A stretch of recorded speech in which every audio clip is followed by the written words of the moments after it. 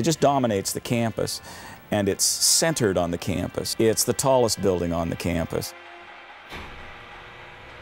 It's pretty safe to say that there was no theater construction in the country from 1933 to 1940. God gave him an only child, his son, my father, who had those God-given gifts.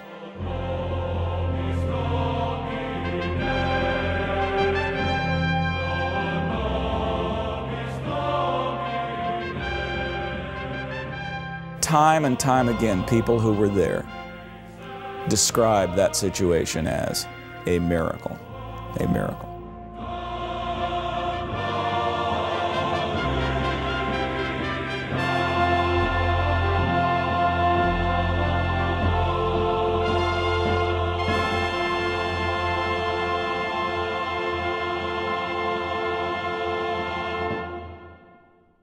At the center of the campus of Bob Jones University stands an aging theater. It houses many memories, good ones, and it has made many more for the thousands of students who have passed through its doors. Rodeheaver is the result of post-World War II design and construction, solid and sturdy and dependable as most of that greatest generation. What makes Rodeheaver Auditorium special is its story, its heritage. You could say that Rodeheaver's story is much like the rehearsals that take place on its stage. There's a lot more than meets the eye. Just as designers and costumers and directors and actors work behind the scenes, the preparation by a previous generation has made possible the productions we enjoy in Rodeheaver Auditorium today. This story illustrates how God orchestrates time and people and places to do the extraordinary. In order to appreciate God's providence in the building of Rodeheaver Auditorium, you have to understand some of the background of a small Christian college in Cleveland, Tennessee. You see, they weren't looking for a miracle, and they certainly weren't looking to move. That was a very interesting time in American history, and not just from the military perspective. The military story of World War II is a favorite of military historians because the story is so intense and the stakes are so high and the situations are so extreme. The year is 1945. The Second World War is grinding to a halt. Franklin Delano Roosevelt begins his fourth term as President of the United States. The average home costs $4,600. And a new car, $1,020. A gallon of gas costs 15 cents. The battles of Corregidor, Bataan, and Iwo Jima are waged in the Pacific. A 16-year-old named Anne Frank dies of typhus 1 month before the concentration camp in which she is interred is liberated by the British. Adolf Hitler commits suicide in his bunker. The Allied Army celebrates victory in Europe. Stateside, baseball player Jackie Robinson is signed with the Montreal Royals, and boxer Joe Louis is discharged from the Army. New Yorkers are the first to get a look at a new invention that will soon sweep the country: the ballpoint pen. The cost? $12.50. Inventions continue with the clock radio, the first general-purpose electronic computer, and the microwave oven. Raymond Libby suspends penicillin in oil, and Congress votes to adopt the Pledge of Allegiance. In the middle of all these changes, the United States was struggling with an influx of veterans returning from Europe and the Pacific. Higher education had suffered from a lack of funds and students during the war. College after college folded because student populations had dwindled to nearly nothing. Now the soldiers were home and ready to continue the lives they had put on hold for years. A new GI Bill gave funds to returning war veterans for college or vocational training. In the 12 years of its existence, over 7.8 million veterans took advantage of the GI program. The education business was booming. Originally, I think the government, as is often the case with government programs, they had no idea how much that thing was going to cost. They thought a few soldiers might want to get a free college education. Well, the soldiers ate that thing alive, and everybody wanted to get a free college education. For Bob Jones College, the GI Bill meant more students training for the ministry. Students were flooding in from all over the United States. Well, there's another characteristic of these men that particularly impacted Christian colleges, and particularly Christian colleges that were training preachers.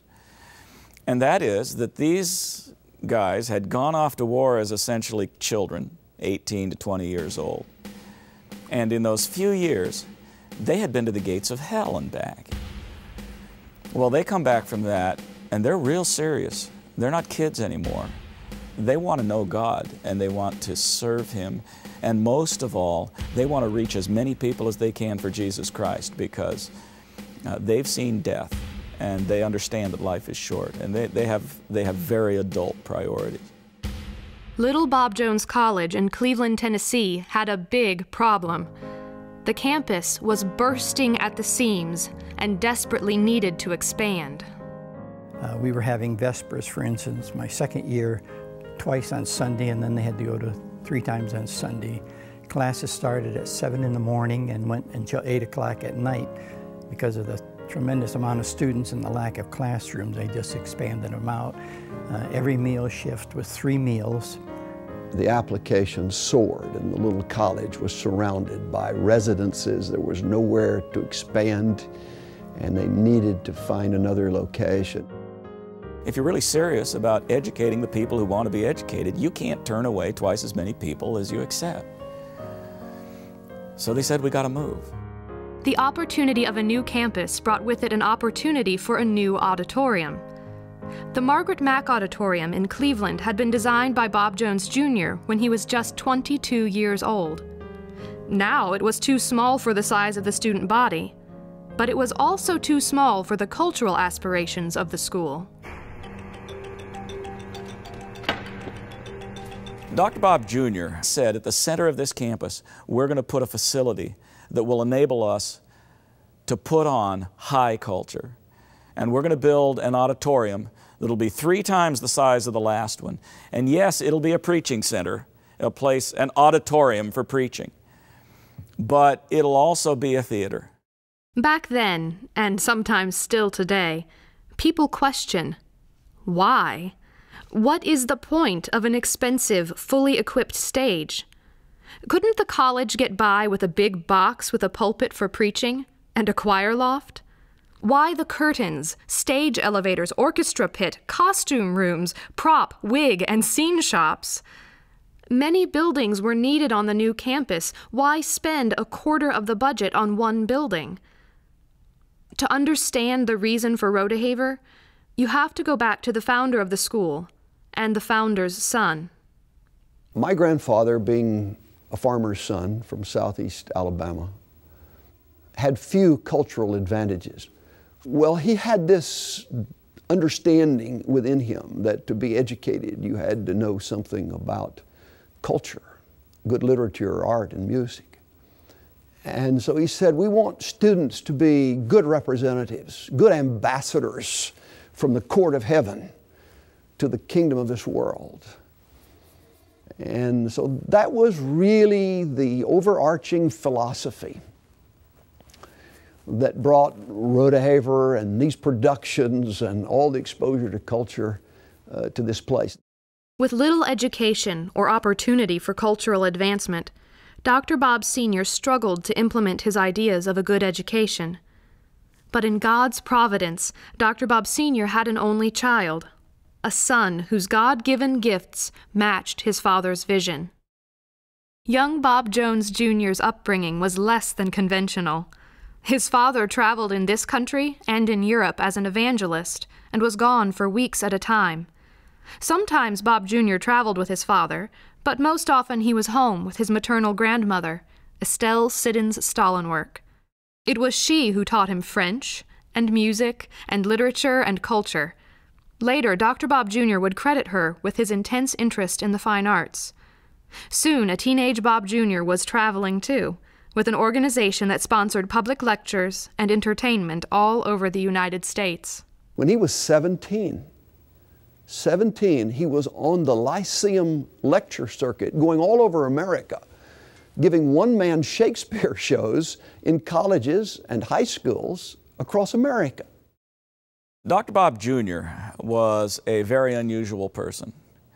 And by the time he was 21 and had graduated from college and was the youngest college president in the United States, but he was firmly committed to the idea that we ought to go beyond just loving God in our ignorance, you know, believing in God because we don't know any better, to knowing what is out there, being prepared to interact with it and to defeat the ungodly influences that are out there. And he got that from his dad. Dr. Bob Sr.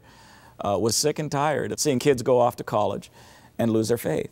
God had provided a vision in Dr. Bob Sr. and a person in Dr. Bob Jr. to fulfill that vision. But by all human understanding, the timing could not have been worse.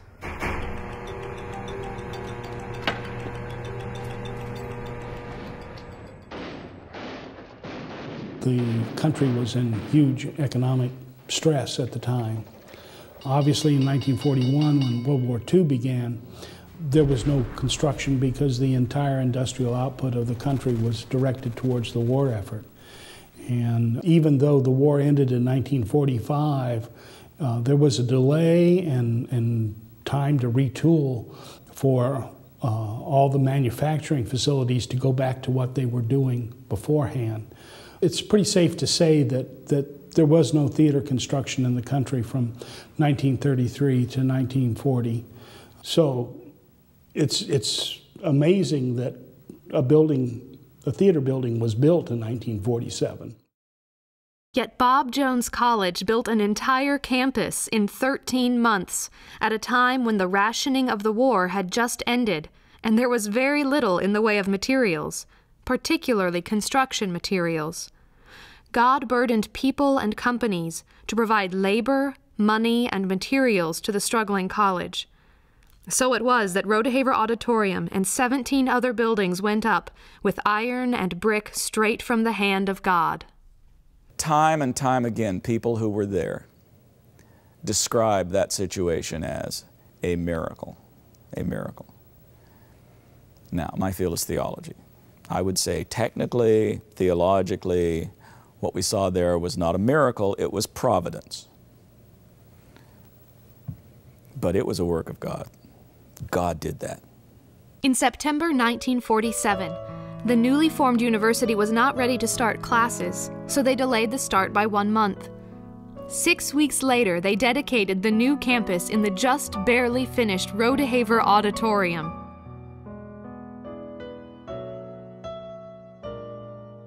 It was a multi-purpose building that was just devoted to the fine arts.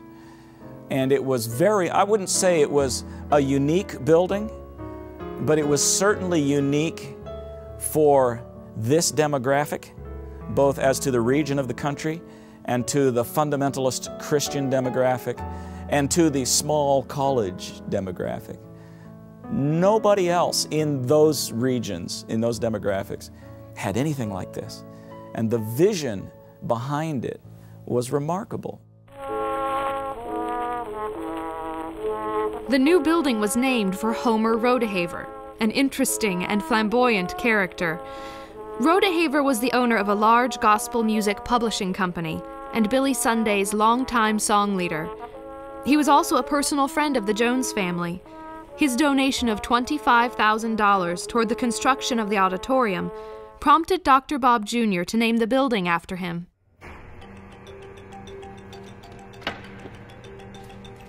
Now that Rodeheaver was up and running, the building began to be used for stage productions.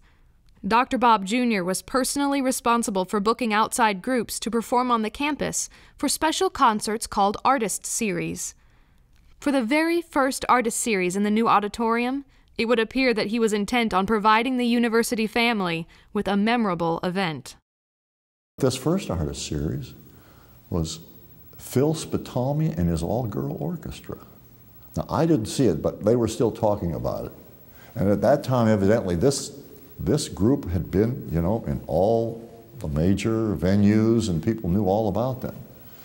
And this is sort of like Dr. Bob Jr. He wanted to do something that would ring your bell to begin with. It was kind of a gimmick act. He had an orchestra, a 22-piece orchestra, made up of all female instrumentalists. And he had his show on the road. It was a fairly well-known gig. He had been on TV. He had a regular radio broadcast called The Hour of Charm. And he had been in a couple of major movies during World War II, When Johnny Comes Marching Home, and then another one called Here Come the Co-eds. I asked them, you know, what they were going to be playing tonight, and they said, you know, we don't know. Every program we've showed them, they just said, no, that music was too wild and that. And, but they settled down to a good program, and that drummer was really good. And, but it was a very, very enjoyable evening.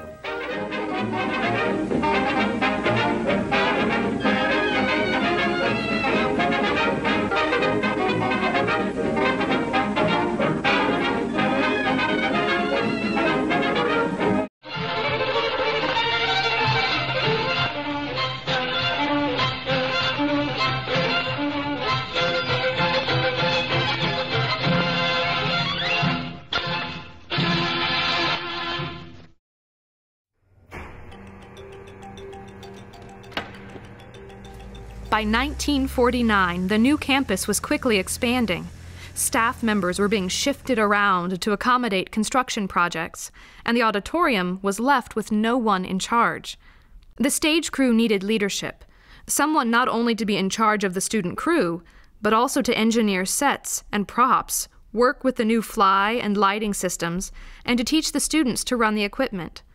There were no staff members available in other departments to take on these responsibilities, and no one had any experience with theatrical equipment. The administration turned to the student stage crew looking for someone who might be willing to finish college as a staff assistant, and one person stood out: a junior humanities major, Mel Stratton. Melvin Leroy Stratton was born on November 13, 1927. When Mel was about 10 years of age, he accepted Christ as Savior during revival services. He attended the public schools of Muskegon Heights, Michigan, and worked each afternoon and Saturdays at a printing business. He also worked with his father, who was a home builder and cabinet maker, and tore down auto engines as a hobby. The church the Strattons attended was active in the Muskegon area Youth for Christ, and at these meetings Mel heard men from Bob Jones College preach. He was personally introduced to the college, however, by one of his high school buddies. We grew up together and grew up in the church together, grew up playing ball and basketball and everything. And then when I was 17, my mother let me go to Bob Jones Academy my senior year in high school. And then when I stayed on for my freshman year, my sophomore year, then Mel had graduated from high school, and then he came down and started his first year, a freshman, over in Cleveland, Tennessee. And then we started working that same year together on the stage crew. Mel's skills in both carpentry and mechanics, combined with his major in humanities, made him a perfect fit for the manager of the stage department. He would work for 2 years as a staff assistant before graduating. Well, I knew Mel from the time I started on the stage crew. He was 1 year ahead of me. And by the time I was a sophomore and Mel was a junior, he was the head of the whole thing. And I mean, this was his job. He often, when we got toward productions, would be here most of the night and just would sleep on the sofa upstairs in the light booth. I worked my way through college, and I was working in the dining common when I met my husband. I did never see him until he wrote me a note. And he asked me to go to Vespers with him, and I answered back, but I didn't know who I was writing to. So when I met him, he knew me because he'd watched me for so long in the dining room because I had waited tables. But I never dated anyone else after I dated him that day. I went to the dating parlor that night, And I just knew that he was the one I was going to marry, but I didn't know, he didn't ask me till probably a month and a half later. After graduating in 1951, Mel married his sweetheart. The young couple moved back to Mel's hometown in Michigan, where he took a job as a mechanic. He was home for 2 years. And while he was home, he worked at Continental Motors, overhauling diesel engines. He took the diesel engines that would not run and figure out why and get them running. In 1953, Mel received a phone call from someone at the university asking him to come back as a full-time staff member to be in charge of the stage. He accepted the university's offer and began work on May 1st, with just 3 weeks to mount a production of Shakespeare's Othello. He was certainly dedicated. Mel was never given a huge, big project that nobody thought could ever be done without first protesting to Dr. Bob. And Dr. Bob would tell me about this. But Mel could always produce it. He was strong. I've seen stage crew struggling to move a pillar backstage during a Vesper program, and Mel would come over, and I've seen him pick the whole thing up himself and carry it over to the other side of stage. I had a little Renault Dauphine, which is kind of like a Volkswagen Beetle, and he would take up the back end of my little car alone and take it off from the road and set it on the curb or on the lawn, and kind of making fun of my little car. But he was strong. He was silent. He didn't say much. He was, I think Dr. Bob Jr. called him the silent giant. Mel led, I think, by example. He was quiet. He knew everybody loved him. Everybody worked with him. He was just a great guy. He knew everything about mechanics, about fixing cars, about fixing diesel trucks. He knew everything about electrical work. He knew everything about building homes and construction. He was a leader. There wasn't anything he asked us to do he wouldn't do, and he would show us how to do it.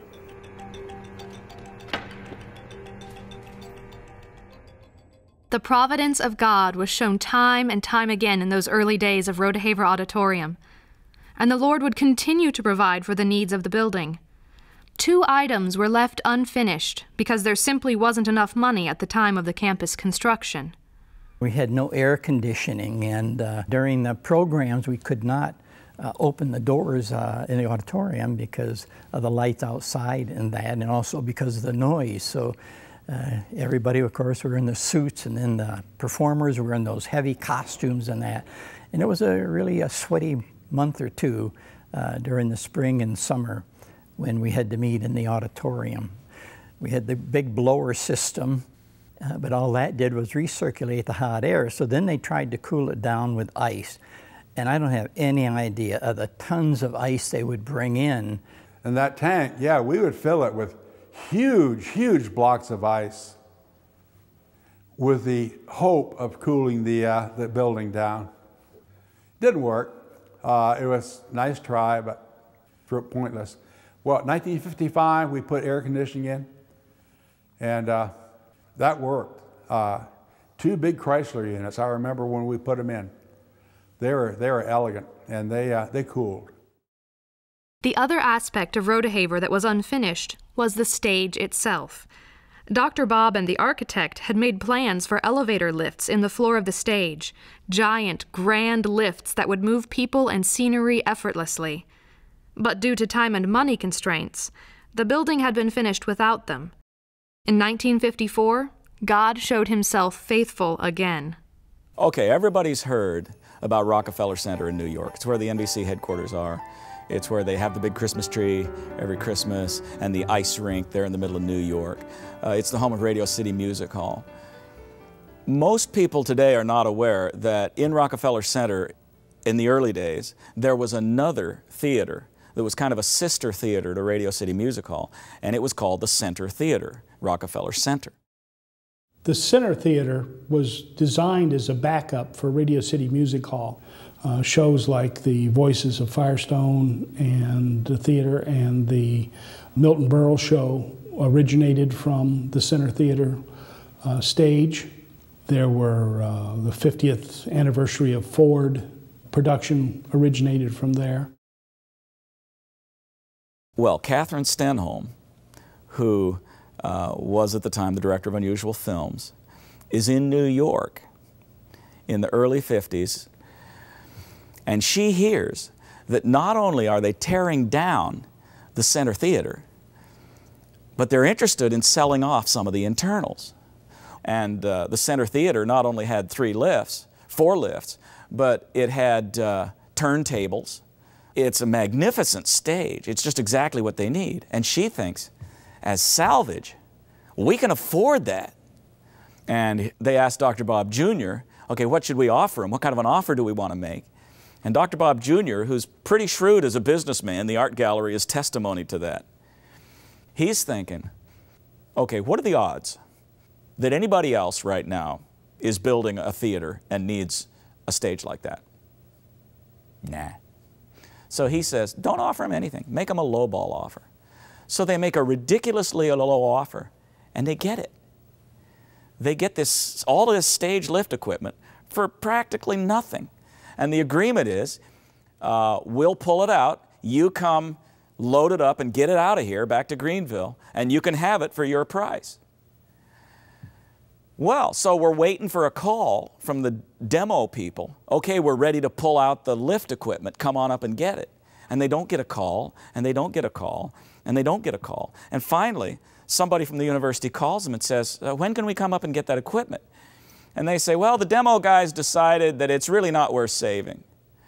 Well, everybody knows what's going on there. The demo guys want to do the demo, and they don't want to have to be careful, and they don't want to go to all the work of pulling that equipment out of there. So they say, well, we're not going to do that after all. Not to be deterred, the administration instructs Mel Stratton to fly to New York the next day and make sure the company would pull the equipment out as agreed upon. And so Mel Stratton flies up to New York and stops the demo guys and says, no, we want that equipment. We paid for it. We want it. When he got there, he thought he'd have blueprints and that kind of thing, but they didn't have anything. But so he took a little notebook and wrote a few things down as he felt they would be helpful. He watches them deconstruct that lift equipment, loads it onto trucks to get it back to Greenville, and then he lays that equipment out in the parking lot where the parking garage is now, out in back of Rodeheaver. He lays it all out and looks at what he's got and figures out how he's going to put it in there. He realized that the screws for the lifts will work well on the main stage, up 12 feet and down 12 feet. But Mel figures that no one needs the orchestra pit to go above the stage. We only need it to go down. With that extra 12 feet of screw, Mel decides to alter the Center Theater's lifts to get an extra turntable lift and an organ lift. Just an astonishing provision of God. And once again, nah, that's not a miracle, but it's providence. God did that.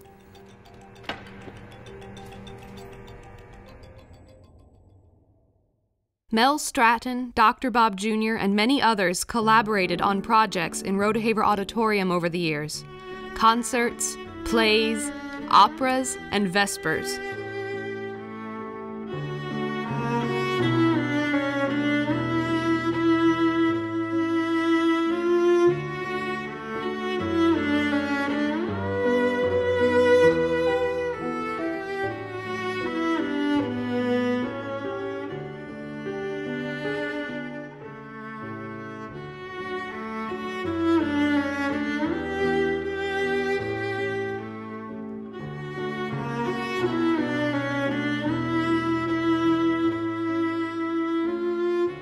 Mel Stratton, Dr. Bob, and the production staff spent countless hours planning, producing, and perfecting the productions thousands of students quite possibly took for granted.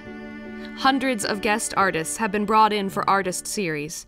Many of these were successful. Some were not. Yeah, there were some groups, particularly when I was a student, I'd scratch my head and say, why in the world did Dad bring that? And then later when I was responsible for bringing people, I'm sure they were scratching their heads and saying, why did Bob III bring those people here? There were some crazies.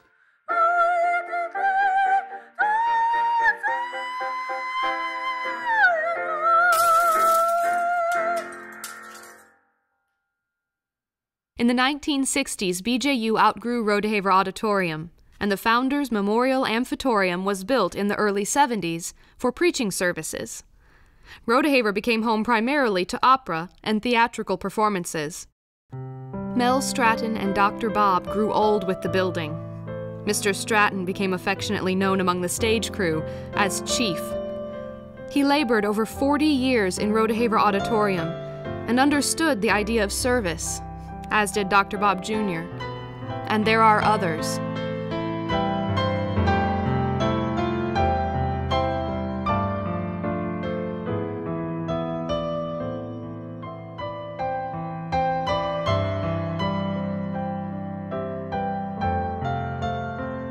These individuals have spent most of their adult lives here. They understand that the rehearsals never really end. In December of 1994, Mel Stratton went home to be with the Lord while playing basketball at his church. His funeral would be in Rodeheaver Auditorium. 3 years later, Dr. Bob Jr. also went home to heaven. In 1998, Rodeheaver became home to the Living Gallery, a yearly performance of drama, music, and fine art using live models.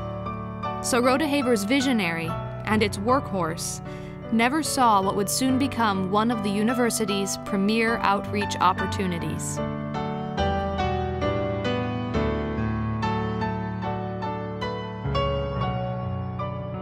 A.W. Tozer, great devotional writer, said something remarkable one time. He said, "Life is a short and fevered rehearsal for a concert we cannot stay to give." He goes on to say that just when it seems that we've acquired some proficiency, we have to lay our instruments down. This stage, I've been privileged to be a part of some rehearsals here, but there have been many more, thousands of them. And it's seen rehearsal after rehearsal after rehearsal. And the people who come to see the final production don't have any idea about how long the hours were and how tiring the rehearsals were.